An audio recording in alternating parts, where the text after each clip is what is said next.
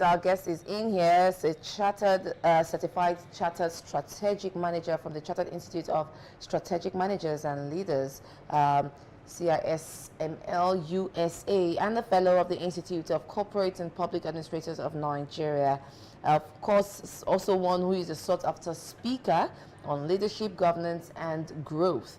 And today we'll be delving into these crucial topics: leadership for Nigeria and a new Africa. That's redefining governance and economic growth. I give it up for Mr. Mark in the studio, Mr. Mark Idiahi. Good morning. Welcome to the program. Thank you for having me.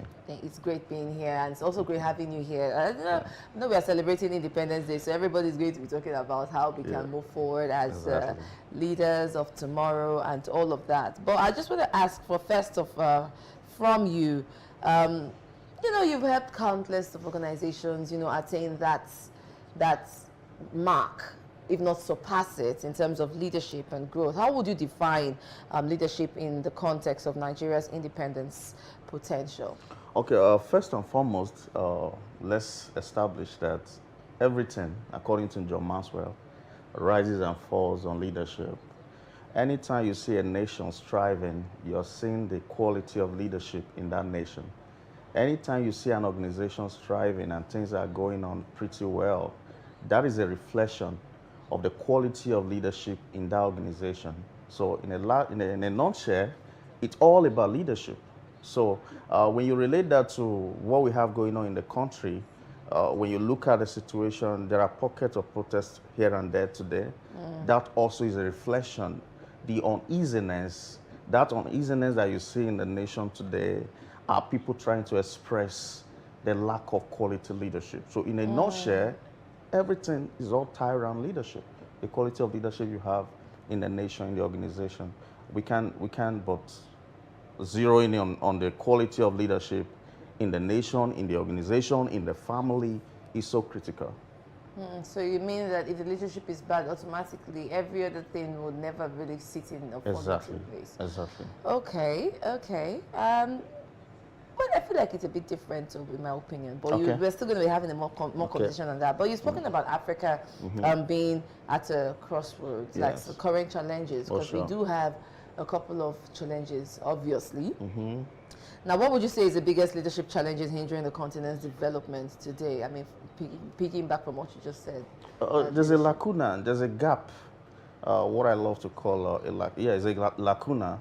We are in need of transformational leaders. What we have had going on for a number of years, we have had career politicians being in elected positions, in position of leadership.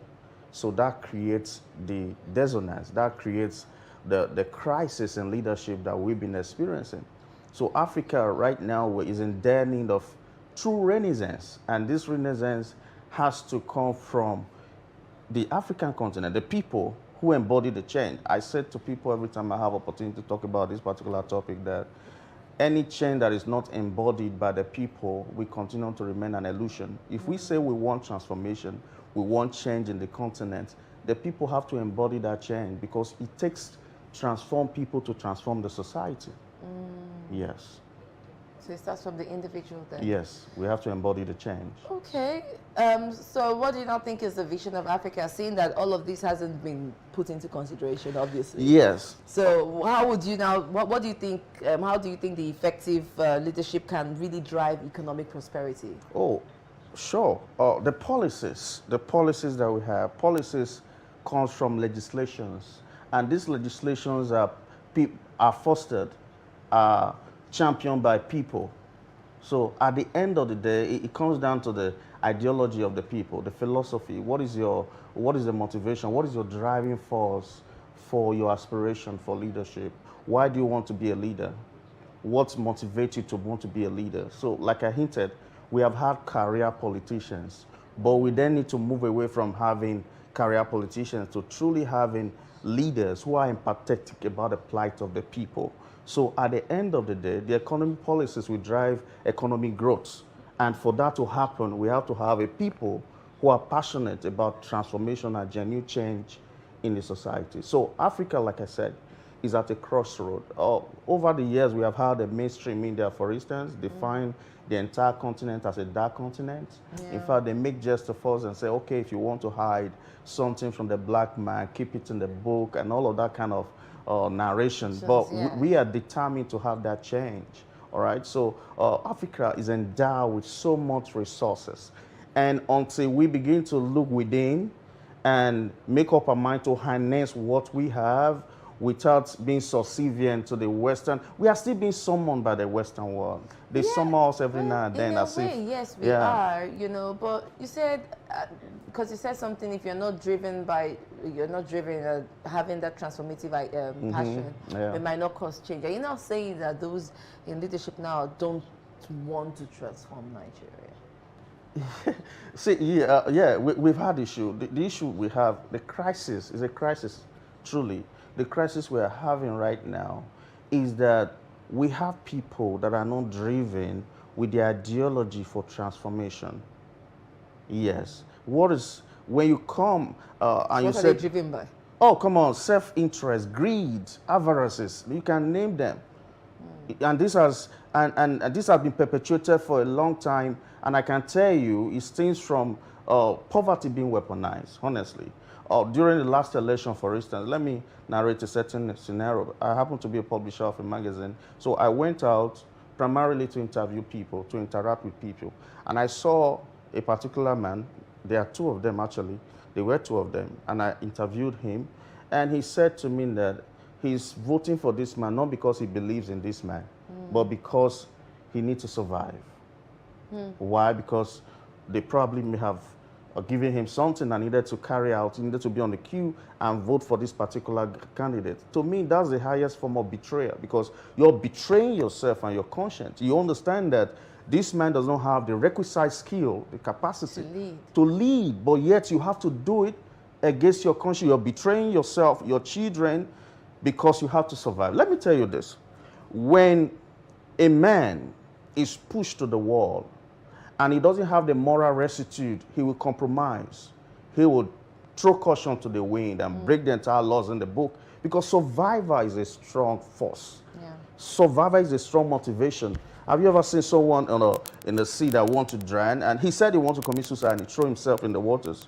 But eventually, we have seen some cases where the paramedics and other people come to rescue, and once they're able to get a hold of the person, they struggle because they don't want to die. So that's the situation with a typical Nigerian, the average African today. They want to survive, and in the bid to survive, they don't care. They are ready to do just about everything because survival is a big deal.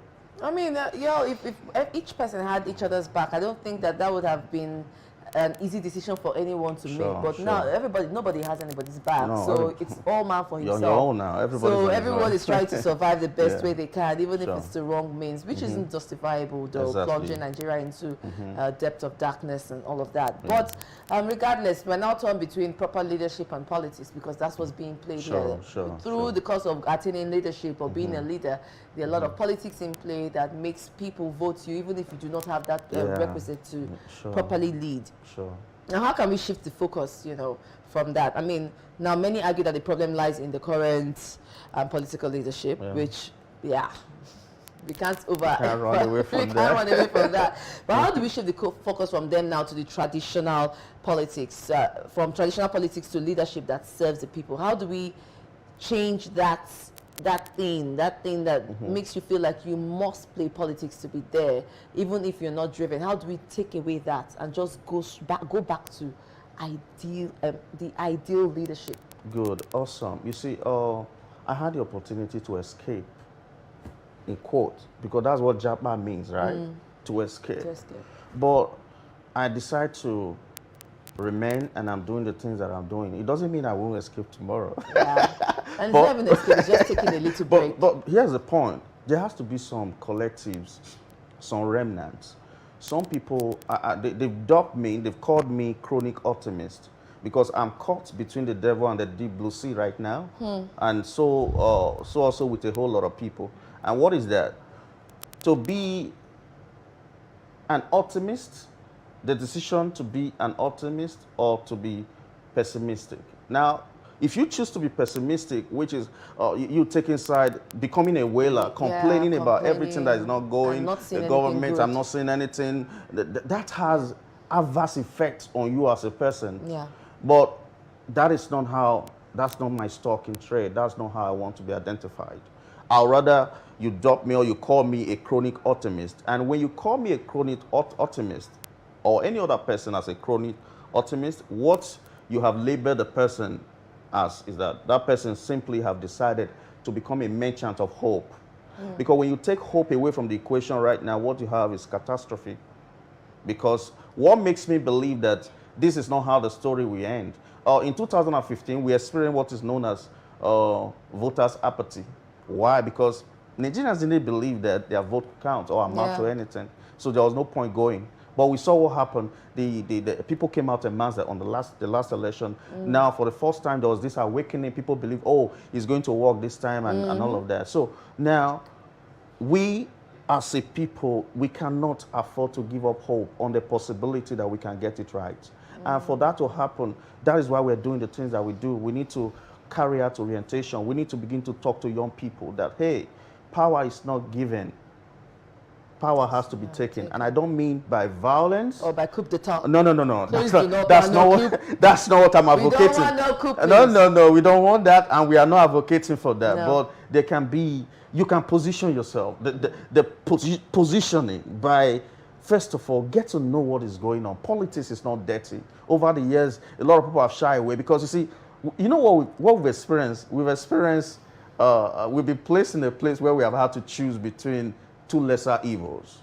Sorry, yes. I don't know how best to put it. Yes, two lesser evils. Now, why? Does it mean that we don't have quality people? People that embody this change, people who are passionate, that has the requisite skill, the knowledge, the competence, the strength to do this. We do have, but some of them have chosen to be on the bystand. They're just watching, and they complain they're on a rocking chair. I don't like rocking chair. Because the thing about the rocking chair is that you are exerting energy in that place, going back and front. You never get to cover distance. So that is akin to somebody who is complaining about everything. So people need to understand that politics is not dirty. Good people need to come to the fore. They need to understand that there will be no change or transformation until we have true leaders. So you really cannot separate politics from leaders. Like I hinted at when we started, we've always had politicians in that place, but now we need true leaders. So young people need to come to the fore. They need to understand they have a role to play. Stop complaining and blaming and just wishing what could have been and all of that. Take responsibility. But you see, can you truly, this is away from like the line of questions, can you truly cause a change, even if you push yourself in the front as a young, true, intelligent leader? Yeah. And let's say grace works for you and everything works for you and you get yourself there. And you still have a lot of bad eggs around you. Because you cannot just clear the cabinet or clear everywhere, because there are people that are well experienced in this, in different fields, and they might have their bad sides, but they are good for some certain things. So how do you effectively think you can even just, cause that change, even if it starts with you? And you see that you're not the only decision maker. You still have to go through a couple of, so how do you even do that? Awesome. I love that question. You see, because I've always asked, why does it seem as if we have people who have good intention and they speak so well that when they get into power, they will do this, they will do that, and all of a sudden they get into the place, it's just like they are transforming to something that we can no longer identify with. Now I understand the frustration and the sabotage that goes on with you coming in as a low ranger and wanting to bring a change in the system. It can't work. It can't. What will work is this. I love to reference a quote. I may not put it the way she put it, but I'll paraphrase it. It's by Margaret Mead. And she asked in the quote, has there ever been any change in any society with just few people? Has few people ever fostered a change in any community? And she responded by saying yes. Individuals, collectives that are binded together with a vision. And these are people who are fed up with the status quo, with the way things have always been. And they can stand up and say, you know what, we can take a stand. It may not happen in one day, But it will happen if we begin to talk. If one person talk to one person, another person talk to the other person, we have a collective of people. I don't mean to go spiritual, but there's an incident in the Holy Book where a group of people came together. And they say, you know what, we are going to build a house that will touch the heavens. And they were bent on this. Every day they were on it, bringing bricks and stone, and they were building and building. And the Holy Book told us, the scripture told us that God looked from heaven and said, hey, if I don't stop these people, they will get it done. Can you just imagine for once that you've traveled, you've been in the air, you know how that you've been in the plane, you look down, you can't see nothing. Everything is cloud and just the cloud. But imagine that a group of people came together, they phantom it, they imagine it, they envision it, that it was possible for them to build a building from earth here and it will touch the heavens, until God have to sabotage the process. How did he do it? Confusion in their midst. Someone said, some school of thought scholar said that was where the many language came about. Bring me shovel, you go and bring sand, then I will give you slap. They were confused. They were confused. There was confusion in their midst. So discordant, dissonant, confusion is one of, in today what we have. You can relate that with the tribe. Until tribe and ethnicity dies, Nigeria or Africa will never truly be great. Yeah. Why do I have to vote for my tribal man who I know does not have what it takes? The capacity to rule. Because it's my man, it's from my town. Yeah. So we have to get it right. All right, before we wrap up though, just for roles of young leaders, as you have been highlighting young leaders so far so good, away from that, collaboration and work. How do you think, because you said something one time, you said your work has emphasized the importance of collaboration. Sure. Quickly before we wrap up, in what ways can African countries really work together to foster development and prosperity amongst ourselves? We Africans, for instance, for economic prosperity, for instance, there has to be the ease of doing business. Our borders have to be open. I don't know why it's difficult for a Nigerian to access other Africa countries. All those barricades, all those limitations, all those encumbrances that we have, artificial ones indeed, because we set them up, have to be broken down. There has to be knowledge sharing. We need to have more strategic meetings where we come together as African and discuss African. I call it Africans for Africa. We can no longer wait for the Western world to tell our story or help us. This subservient mentality where we have to wait for some help and some aids from some place to help us. You see what just happened in Borno, and money was donated and all of that. People are not getting the resources that they needed because of some politics in there. So, but then, I don't want to deviate, we have to come together as Africans truly and put the cards on the table and look at how we can collaborate, synergy, how can we move forward as a continent? Because we don't really need help from outside. All that we need, we have been bequeathed. We have been richly endowed with the resources that we need to be the enviable continent. They should look at us and really want to identify with us because we have it going. All right. Lastly, just final words or final thoughts about this entire situation, Nigeria at 64, and your thoughts in general. Yes. I want to speak to that Nigerian youth who is despondent and you want to escape, you want to jump by if you have the means. But I need you to understand that it will take Nigerians to build Nigeria. It will take Africans to build African. First of all, understand that you cannot give what you don't have. You have to be truly passionate about societal transformation. You have to have the right values, I say that again. Remember what I said, that when push comes to shove, when we are all pushed to the edge, we have two things. We can respond in two ways. We can decide to compromise, or we can decide to push back by doing the right thing and taking the right decision. I hope you heed to this call. Nigeria will truly be great. I still believe it. I still believe it. Thank you so much. Thank you so much. I do have a leadership event coming up as well. Yes. Yes, a bit about that. I mean, I feel like a lot of people will be interested in that as well. Okay, it's the 9th edition of African Future. It used to be Future Leadership Conference, but recently we have to do a lot of rebranding and repositioning. It's now African Future Leadership Conference, the 9th edition, scheduled to take place on the 5th of October at Oriental Hotel. The theme for that, this is why I was happy when I was invited for this. The theme for that conference is Africans for Africa, repositioning Africa economy for prosperity. Oh. So we're going to be looking at the dynamics, the pros and the cons, and how we can position to have a truly prosperous Africa. And I think we just need passionate people to attend, not people that just want to attend. No, don't just. It's not an Oktoberfest outing. No, please. All right, thank you so much, Mr. Wack. Thank you for being a part of the show. I hope you guys enjoyed the conversation. Please don't relent. Don't be pessimistic. Be optimistic and be passionate about Africa. Be passionate about Nigeria.